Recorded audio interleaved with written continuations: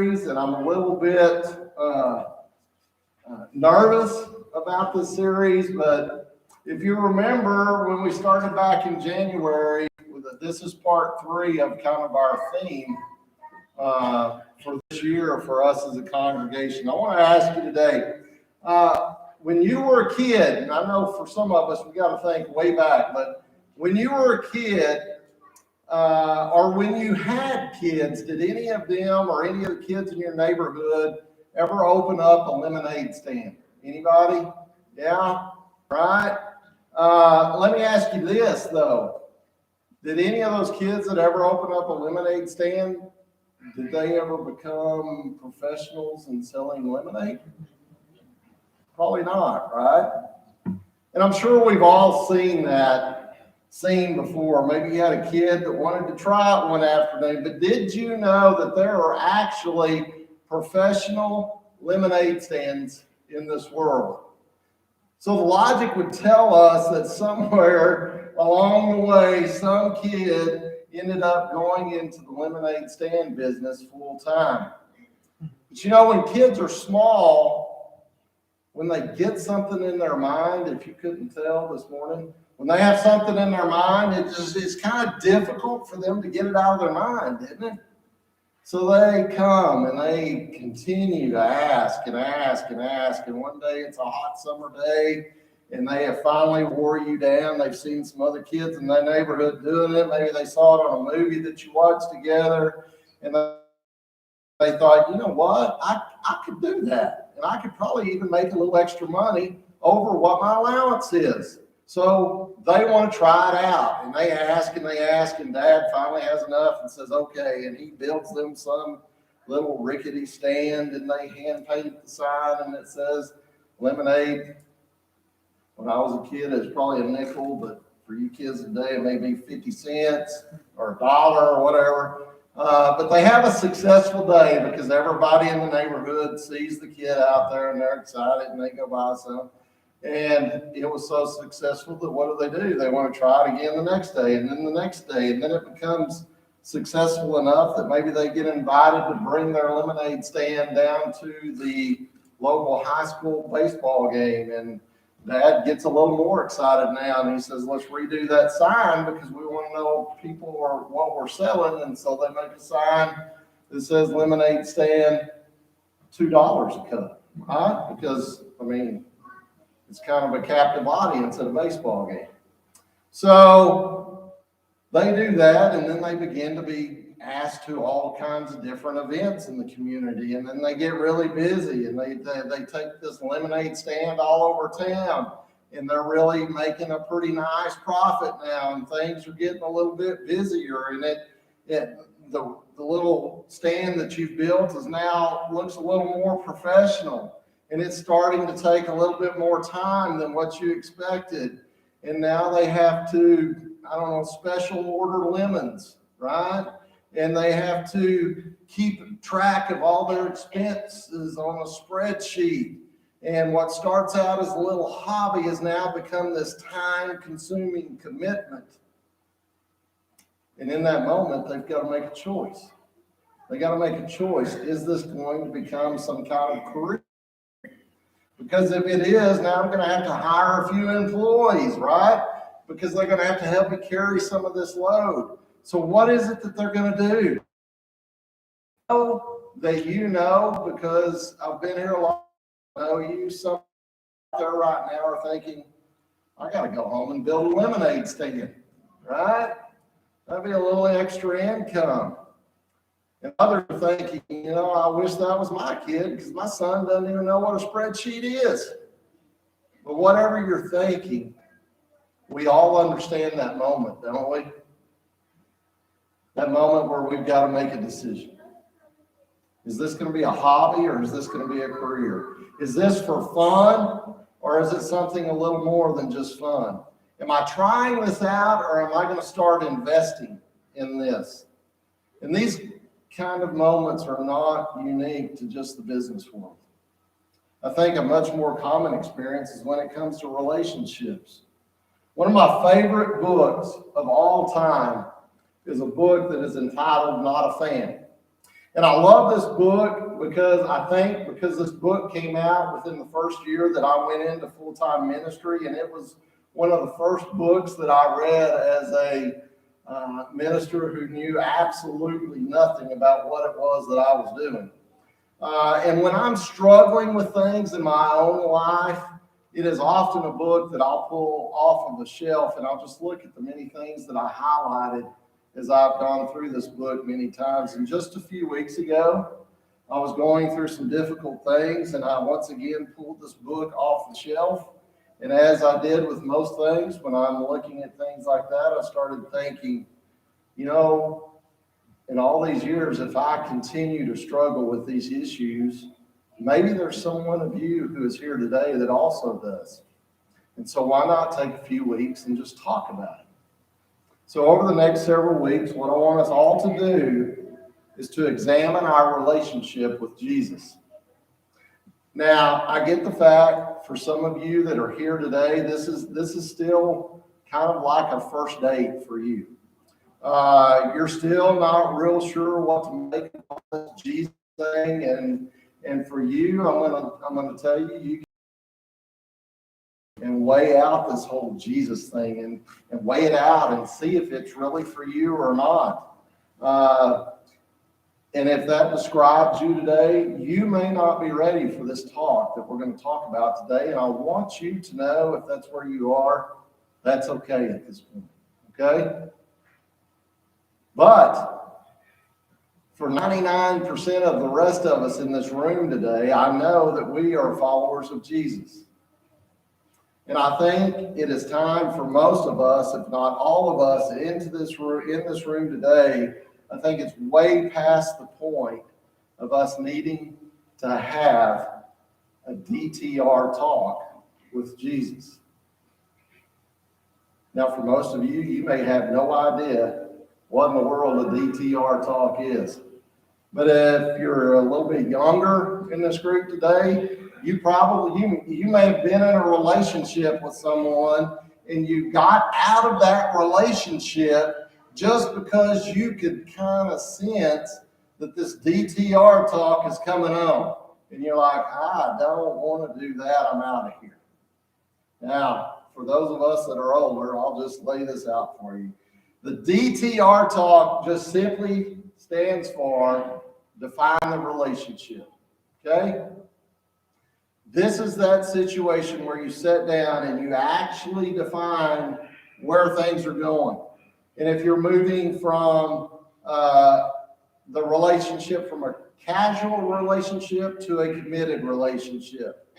And for a lot of us in the room today, it is past time for us to have that conversation with Jesus. Because we need to define the relationship and we need to find out where we actually stand when it comes to Jesus. We need to look at Jesus's invitation into a relationship with him. And we're going to be using a verse that lays out about as clearly as anywhere in the Bible lays out what it means to be a follower of Jesus. And if you've got your Bibles today, we'll be in Luke 9 and verse 23.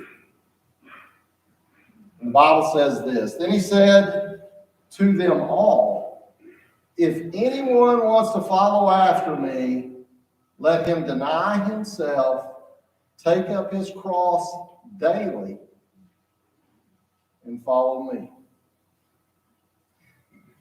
And if I'm being completely honest with you today, church, my hope is that as we go through this, many of us will welcome this D.T.R. talk. And we do that because we're more than ready to move our relationship to a more committed. You're ready to move past the casual, past the convenient, into something that is so much more devoted, something that is so much more committed. And because of that, you've got to be ready to have this talk. And on the other side, there are some of you who are here today that if you're going to be completely honest today, you're not really ready for this D.T.R. talk. Because you really like the way things are currently going. You like the relationship. You like the setup you already have with Jesus.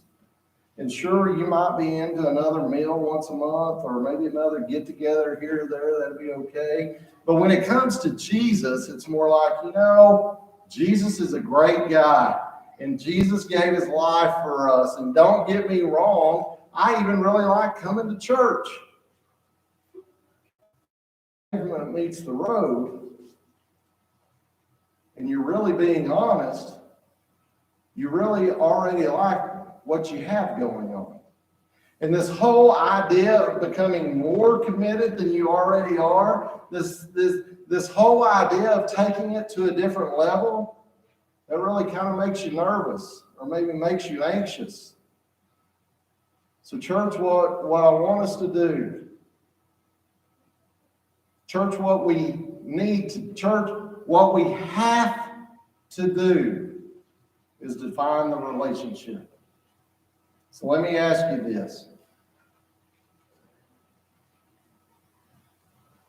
Where do you stand with Jesus Christ? Where do you stand? And an even deeper question than that is this one. Are you a fan or follower of Jesus? And I know, I can tell by the looks on some of your faces, you're thinking, why in the world would you even ask that question to this group of people? I mean, we're here, aren't we? We're followers of Jesus. Why are you asking that? But I want to challenge you today, and I want you just to stop just for a second. I want you to take a deep breath, and I don't want you to automatically jump to your answer too quickly. I want you to hear me out just for a few minutes, okay? When you look the word up, fan, this is the way it's described. It's described as an enthusiastic admirer. And we're all fans of different things, right? I mean, I told Trish 2 or 3 days ago, guess what comes on today? The Daytona 500. And she, for the first time in our marriage, was excited because she's got a ton of homework to get through today. And she said, I can focus on what I got to get done because I know you're not going to be bothering me because you're going to be watching that. Right? But we're fans of different things. And some of us, like me, are huge sports fans. By the way, go Tech. As I found out last Sunday night, many of you are just fans of advertisement. And I didn't really know that was a thing. But as fans, what do? We watch games and we cheer the team on. And if you were here last Sunday night, some of us go as far as owning the jersey of our favorite player, and we wear it even if they're not ever going to play in the Super Bowl again. But we do that because we understand the concept of being a fan. That's why we do that. In church, I want you to know, here is my deepest, darkest concern for this church, as well as for churches all over the world.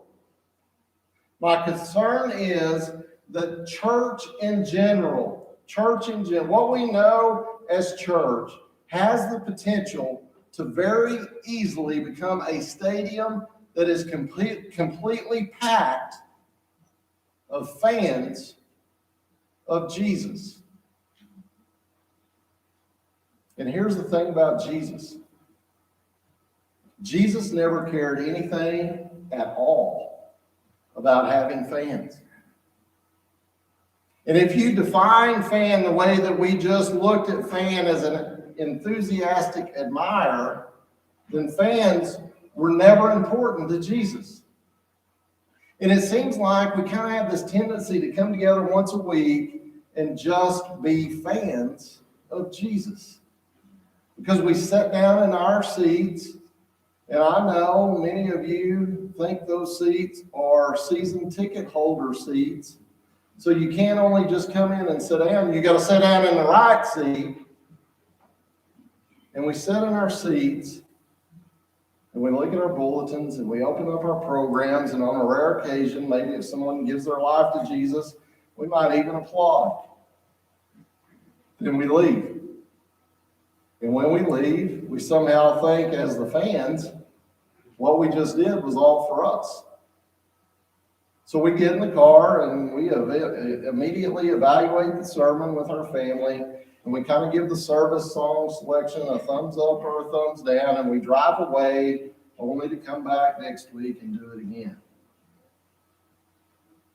And I want you to know, I get the fact that some of you are really big fans of Jesus. I get that. And you are really into what all we're doing right here this morning and what we do in here every week. And you love this. You love this because you already know all the songs, right? And when we call the scripture out, you don't even need the page number that it's at in the Bible. You know where to turn, and you're pretty quick at getting there. And sometimes when you get there, you hear pages wrestling around, and you're looking around to see if you were the first one to get there, because y'all forget I can see you too. Right? And you are without a doubt big fans of Jesus.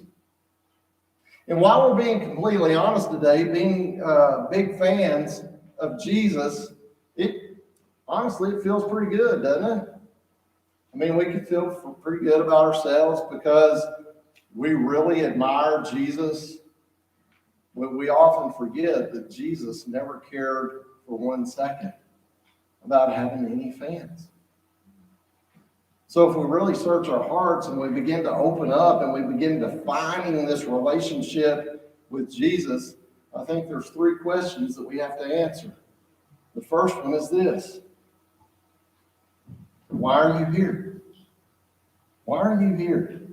If you read through the Gospels, Jesus at very different points in his ministry, he would always draw this line in the sand where he would separate the fans from the followers. One such occasion we see happen in John chapter 6. Jesus at this point is in the height of his ministry. There are these huge, large crowds that are following Jesus. Jesus was very popular. He is working all these miracles. He's providing food from just a few loaves and a couple of fish for thousands of people. And there are a lot of people who are in the crowd following Jesus. And then in verse 2, Jesus realizes what's going on. In John 6:2, he says this: a huge crowd kept following him wherever he went because they saw his miraculous signs as he healed the sick. You see, the main reason this crowd is following Jesus was because they loved the show. They didn't care anything at all about the teaching. They didn't care anything at all about the life-changing message because they were there for the show. So let me ask you today, why are you here? What is your because today?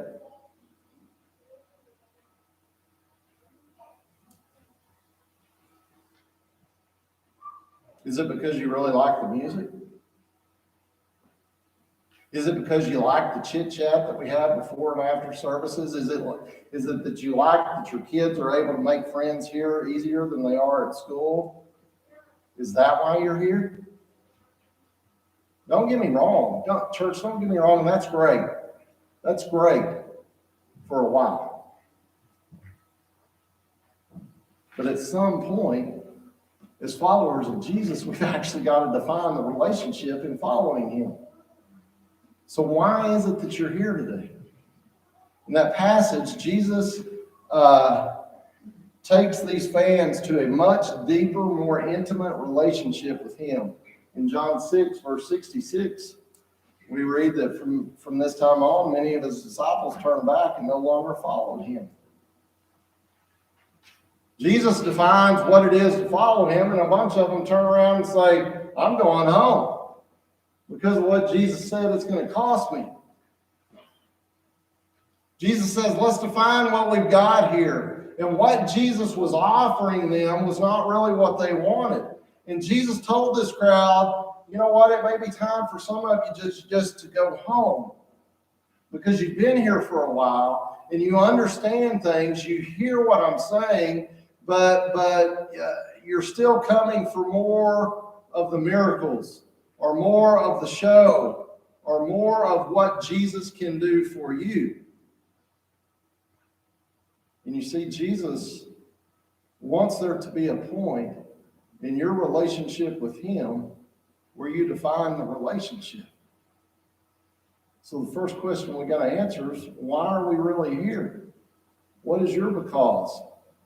Because for Jesus, he wants to go into a very deep, meaningful relationship with each and every one of us. The second question we have, and we've looked at this one before, but it's one that we need to look at again. We need to answer the question, are you all in? Because being a follower of Jesus requires a complete commitment. A follower of Jesus will do whatever it takes to follow Jesus. A follower of Jesus knows that people that they associate with that say they're Jesus followers may get mad at them from time to time. They may not really like what it is that Jesus is saying, and they know that. But they are absolutely 100% loyal. They are completely committed to Jesus. And if I'm honest, most of the time we don't really do well in our lives with absolute commitment, do we? Because I think for most of us, we prefer more of a selective commitment. And we kind of like to customize our Christianity to the things that we really like. Oftentimes we look at our relationship with Jesus and we say, yeah, I'm a follower of Jesus, but I'm just going to kind of pick and choose the areas where I follow him. Because often, without even thinking of it, we'll say, well, yeah, we're followers of Jesus, but don't you dare ask me to forgive that person who hurt me, because I'm not going there. I'm going to hold on to this resentment. I'm not going to let go of that bitterness, because I deserve to hang on to that for what they did to me. And sure, I'll follow Jesus, but would you please stop talking about my money? I mean, I'll work hard for my money. So sure, I'll follow Jesus, but would you quit talking about abstaining from all these sexual desires? Because I can't help that I have those feelings. I'm a follower of Jesus, but that won't ever stop me from getting what I really want. So let me just customize my Christianity, where my life says on the outside I follow Jesus, but I only follow him in the areas that are comfortable to me, only in the areas that I really agree with. I'm a Christian, I'm just not all in. In church, I hate to be the one that I'm not even going to say that anymore. I don't hate to be the one that tells you, because I love you enough to tell you, if that is your brand of Christianity, you are not a Christian. You're a fan. Because there is not an option of selective commitment. That is not one of the possibilities that we see in the Gospels. And with Jesus, there's no bartering. I can't say that word today. There's no bartering. I got too many B's. There's no haggling. How about that one? Because when you decide to become a follower of Jesus, you have no option but to go all in. And the thing about fans, they never like to go all in. Fans are not wild about having to make any sacrifices, or about having to deny themselves of something that they constantly crave or desire. But if you will honestly answer the first question, if you'll honestly answer today why you're here, the second question is going to answer itself. Why are you here? Are you all in? And thirdly today, have you made it your own? When we moved here 7+ years ago, and I started spending a lot of time with our young people, junior high and high school age, this was the question we focused on. This is the conversation that we had. Because as many of you know, and many of you who are here today, you started going to church when you were about the size of these that were up here, and you went because why? Because your parent made you go, right? Mom made you go, dad said you had to go. And so for you early on, you didn't have an option. Did you? Maybe you started coming a little bit later on because of a boyfriend or a girlfriend or a spouse, and you came because when you were here, they really liked you being here. And for those of us who grew up in church or who attend church in order to appease a significant friend or relative, it can be really, really, really easy to become a fan of Jesus. Because it's a lot like riding in the car with someone who's going to give you a ride to work every day, and they listen to music that you don't really like, but you don't really hate. You're just kind of impartial to. And every day they'll drive you to school or they'll drive you to work, and every morning it's Aerosmith. And you really don't care for Aerosmith that much, but it's not, you choose your battles and you think they're giving me a ride and I'm just going to ride and I'm going to sit here because I don't hate it, but I just don't love it. And weeks go by and you're still listening to it and time goes on. And eventually you're walking around the house one day and you're humming, I Don't Want to Miss a Thing. And you're thinking, where in the world? That's a song by Aerosmith. If you don't listen to Aerosmith, by the way.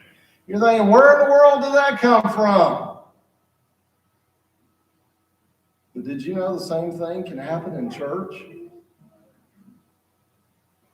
We keep coming to appease someone else, and pretty soon we get into the flow of things, and we know most of the songs, and we even recognize a few of the stories or a few of the teachings. We kind of become fans of Jesus. In church, that can be one of the most dangerous situations you can ever find yourself in. Because if your faith is not your own, if you're not pursuing a personal relationship with Jesus, but you just keep coming back week after week, what you will do is you'll begin to create a faith that was someone else's faith in the first place. And what you're really doing when you do that is you're numbing yourself to the real thing. And over time, what will happen is you'll just become numb to faith as a whole. And you'll become comfortable with a few songs and a few favorite verses and some guy rambling for a little bit. But you know what? There's not one thing in there that requires any sacrifice. There's not one thing in that requires personal change on your part. And you have got to make your faith your own faith. Because Jesus is not looking for a relationship between you and your mom and him. And he's not looking for a relationship between you and your wife and him. He's looking for a relationship with you. It may be one of the very reasons Jesus said these words in Luke 14 and verse 26. If anyone comes to me and does not hate father and mother, wife and children, brothers and sisters, yes, even his own life, such a person cannot be my disciple.